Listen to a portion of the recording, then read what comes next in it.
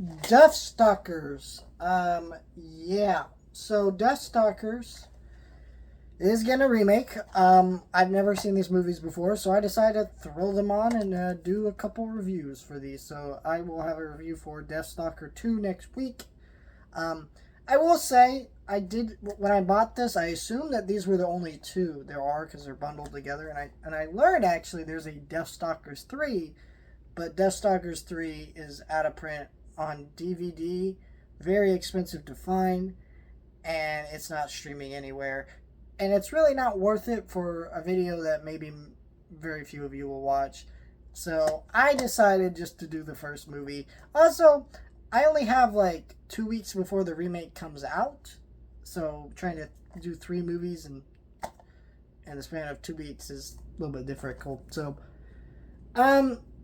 this movie was not what I expected. Kind of what I expected from this movie is a more like Conan the Barbarian type knockoff movie, because this one's, well, it says 1983, so I guess maybe it came out first. I don't remember which one came out first, but I expected something like that. What I got was kind of an odd fantasy movie where it is just kind of all over the place.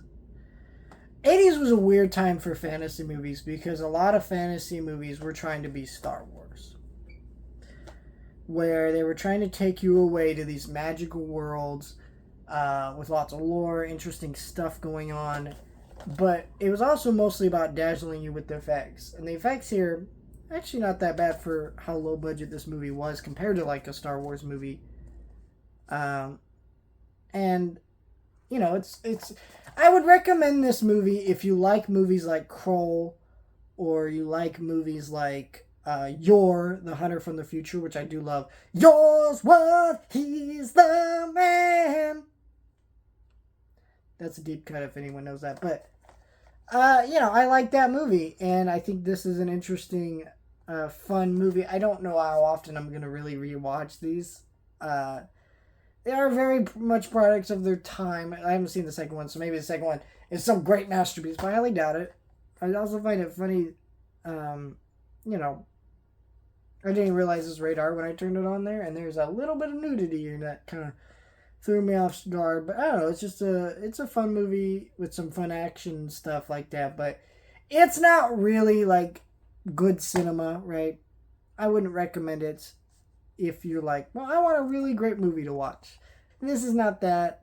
It's for a certain audience. Kind of like that new Red Sonja movie. Yeah, I like that movie quite a bit. But is it for everybody? Not really.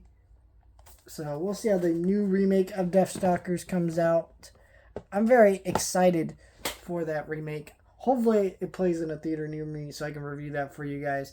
If not, I'll find another way to review it at some point. It just might have to be later than I wanted it to be.